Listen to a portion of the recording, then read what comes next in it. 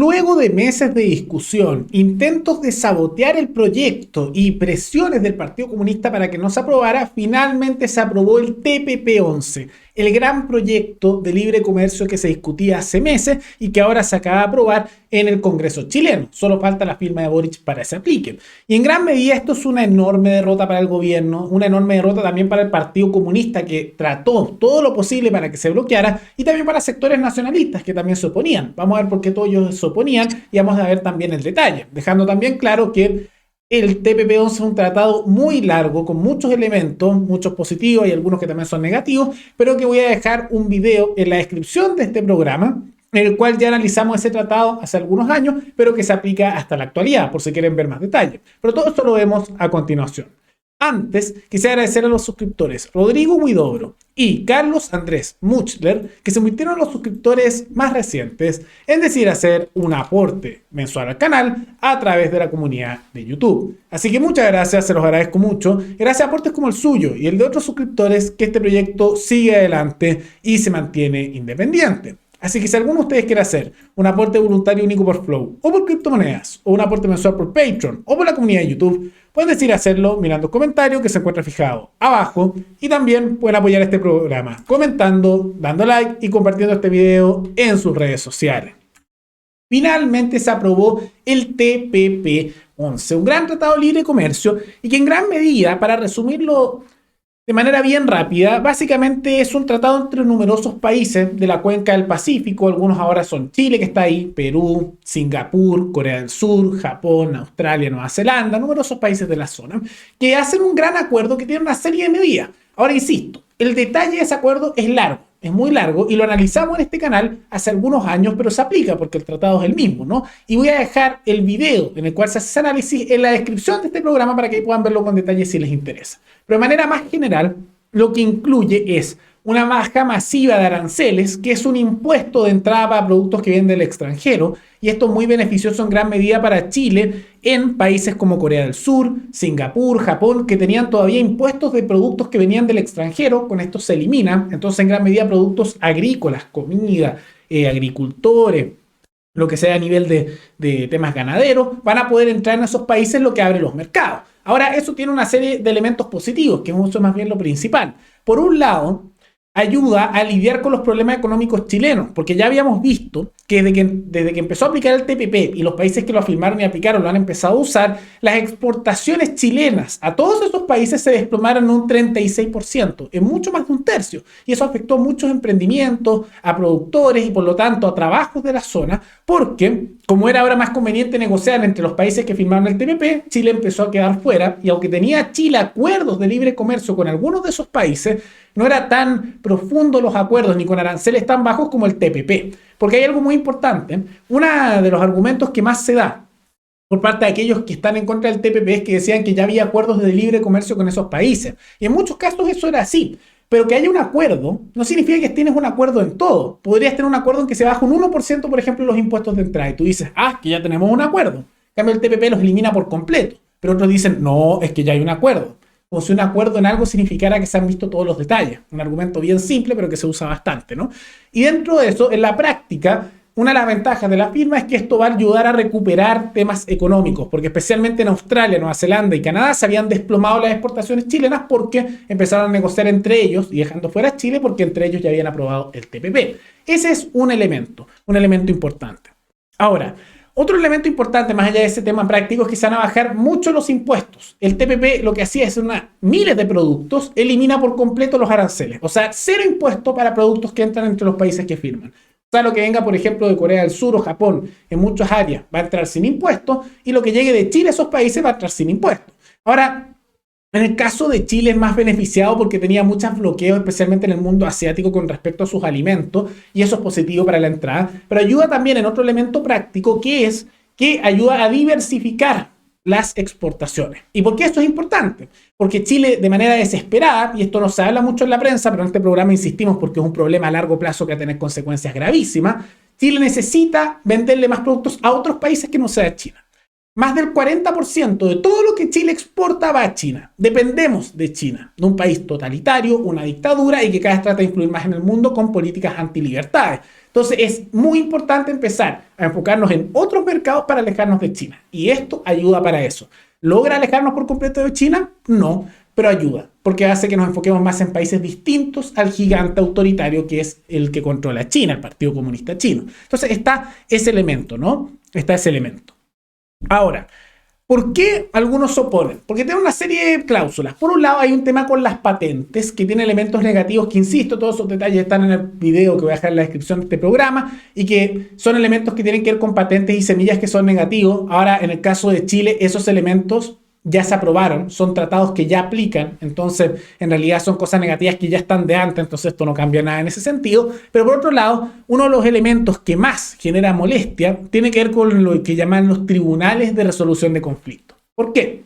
Porque los que firmaron e hicieron este tratado hicieron una estructura para que los países que firmen no puedan hacer prácticas que sean antimercado. ¿Por qué? Porque si hay un país de los que firman que decide aplicar políticas que sean anti-libre mercado, por ejemplo, subir impuestos o quieres expropiar o políticas súper estatistas, tú ahora como país no solo vas a hacer eso a nivel local, sino que vas a responder ante tribunales internacionales con una obligación de los países que son miembros de sancionar económicamente al país local para que si hiciste esas políticas tienes que tirarlas para atrás. Imaginémonos, Boric decide, no, vamos a expropiar, por ejemplo, el tema minero o de repente un tema agrícola, lo que sea, vamos a dar un ejemplo. Y el tratado diría, ¿quieres hacer eso? Vas a pagar las consecuencias. Los expropiados te pueden demandar, tanto las empresas locales como internacionales, ante tribunales internacionales. Y vas a perder. Y eso va a significar que todos los otros países que firmaron el tratado te van a hacer una guerra comercial. Entonces no vas a poder hacer esas cosas. ¿Y por qué es tan molesto? Porque los sectores que más se oponen a esto son a los que les gustan esas políticas antimercado, subiendo impuestos, haciendo aranceles, expropiando, etc. Por ejemplo, el Partido Comunista fue uno de los que más se opuso a este proyecto. Fue de los que más se opuso. Estaban furiosos con esto y querían bloquearlo bajo todo punto de vista. Y ellos reconocían que lo único, como si fuera poco, que hacía el tratado era traer más empresas, más inversión y más trabajo, pero era lo único. Siendo que una de las cosas que más necesita Chile ahora que su economía se está yendo para abajo. Y por lo mismo también grupos radicales de izquierda, de los sectores más duros, de aquellos que están a la izquierda del Partido Comunista, también se manifestaban en contra con mucha molestia y los sectores de la izquierda más radical votaron todos en contra del TPP-11. La centroizquierda votó a favor junto al centro y la derecha. Pero no son los únicos que se oponían. También los nacionalistas se oponían. ¿Por qué? Por lo mismo. Porque los nacionalistas a nivel económico tienen políticas súper colectivistas. Les gusta fijar precios por ley. Acuérdense de Gaspar Rivas, que es nacionalista y anda proponiendo fijar los precios de las empresas por ley. Políticas nefastas. Y es porque Gaspar Rivas proviene de una ideología que es más bien fascista, no de como le gusta decirle a la izquierda que le dice fascista a todo, sino propiamente tal, porque es nacionalista, es conservador y es anti-libre mercado. O sea, son todos los elementos característicos de un fascismo, ¿no? Que son esas tres mezclas de manera general, ¿no? Y al mismo tiempo a esos sectores nacionalistas les gusta el proteccionismo, les gusta intervención estatal, les gusta esas materias, como no es el peronismo también en Argentina. Entonces también por eso se oponen los nacionalistas, porque tienen políticas económicas que en algunos puntos se asemejan a las de los socialistas o los comunistas en muchas áreas. Va por eso. Y una derrota para ambos y una victoria en pro de elementos de mercado.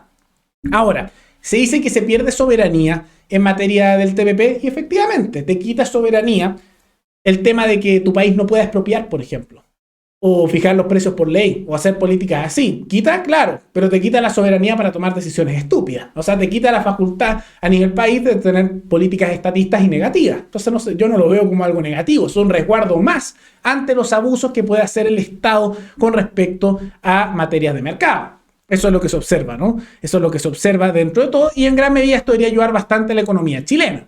Aunque no se sabe todavía si el gobierno lo va a firmar, porque cuando hay un tratado internacional no solo que se apruebe en el Congreso, después lo tiene que firmar el presidente. Y el gobierno no ha dicho si considera que esto es bueno o malo, pero es cosa de ver la cara del subsecretario Humá, que es el amigo personal de Boric y que nombraron, muchos acusan por nepotismo en el cargo, y de la ministra de Relaciones Exteriores para darse cuenta que no están felices y que probablemente han dicho que esto lo van a dilatar, así que van a tratar de no firmarlo. ¿Soy yo, no, ministra? ¿Es algo bueno o malo, ministra, para el país? Yo creo que hemos sido bastante claros como gobierno, hay un debate, hay un conjunto de sensibilidades de las cuales nos tenemos que hacer cargo. Me parece que en este momento lo que debemos respetar respetar es la voluntad del Congreso, que acaba de aprobar el CPTPP, y obviamente nosotros por la vía de las distintas iniciativas que yo señalé en mi intervención, no solo los side letters, sino establecer una instancia de trabajo también para ir viendo la implementación del CPTPP y hacernos cargo de algunas de las problemáticas que las organizaciones de la sociedad civil y también distintos sectores han señalado. Ahí lo vieron. Ahí lo vieron. Entonces, en gran medida, lo que vamos a ver con respecto al gobierno de Boric es que probablemente no lo van a tratar de bloquear el proyecto, pero tampoco lo van a firmar y dijeron que se van a tomar todo el tiempo que quieran, ¿no? O sea, eso es como dilatar el proceso y es cosa de ver las caras ahí. Miren la cara del mejor amigo de Boric, su subsecretario más, están furiosos, ¿no? Tienen una furia enorme. Pero Boric, en vez de tomar en cuenta este tema, ha tratado de evadirlo, igual como lo hicieron ahí sus miembros de gobierno, y lo que hizo en realidad fue enfocarse más bien en la ONU y salió a celebrar, porque la ONU nombró dentro de su Consejo de Derechos Humanos a nivel internacional a Chile, con el apoyo de otros países, y que en gran medida muestra cada vez esos vínculos más fuertes que se dan entre las Naciones Unidas y Chile. Como país hemos obtenido la primera mayoría de la región en la votación para la integración del Consejo de Derechos Humanos de la Asamblea de las Naciones Unidas. Son 193 países que votan, 144 de esos 193 países le han dado a Chile la primera mayoría, en segundo lugar ha quedado Costa Rica y en tercer lugar Venezuela, por lo tanto estamos muy orgullosos. Quiero felicitar a la Cancillería chilena, a todos quienes han hecho posible esto que nos pone en un alto nivel a nivel internacional. Ahí lo ven, Boric celebrando esto y más bien ignorando el tema del TPP, y muestra cada vez cómo Chile se integra más con la ONU. Ahora, comentario aparte, miren lo nefasto que tiene que ser la organización para que en tercer lugar como candidato tenga que estar Venezuela, con violaciones sistemáticas de derechos humanos, ¿no? Y en gran medida, efectivamente, es una buena jugada internacional, que Boric en gran medida se la dejan hacer porque por sus vínculos progresistas con numerosos países a lo largo del mundo le dan el apoyo. Es por eso. Tengan por seguro que esto no pasaba con Piñera o con Lagos o con Frei, pero sí con alguien como Bachelet y sí con alguien como Boric. Y en gran medida esto lleva nuevamente a la discusión el tema de las Naciones Unidas, porque cada vez se discute más la vinculación de Chile con ese organismo. Un organismo que en realidad no sirve para mucho, no tiene una utilidad práctica en realidad, en el cual parasitan, no hay otra manera de decirlo, políticos de todo el mundo que no son electos, financiados a costa de los impuestos de todo el mundo, porque para aquellos que no lo sepan, a la ONU la mantenemos todos, pagamos como país una cuota de nuestros impuestos, de nuestro dinero de día a día, para mantener este organismo. Entonces ahí lo ven, una injusticia enorme, y que al mismo tiempo hace bastante intervencionismo en las políticas locales de distintos países. No de manera directa, pero sí como recomendaciones. Es un organismo nefasto y del cual hay que ir retirándose. Y a medida que este gobierno y otros empiezan a empujar una mayor integración con las Naciones Unidas, viene también la contraparte y empieza la discusión si es que hay que alejarse de ese organismo. Yo al menos creo, y es lo justo, que hay que abandonar la ONU. Es un organismo que no sirve y al igual que la Sociedad de Naciones que la antecedió, no tiene una utilidad práctica. No lo tiene. En momentos de guerra y crisis la ONU no sirve para nada, es la realidad, y lo único para lo cual sirve es para dar recomendaciones que se meten en políticas locales y por otro lado, a costa de nuestro dinero, mantener funcionarios mundiales que viven a costa nuestra. Una injusticia local, realmente lo es.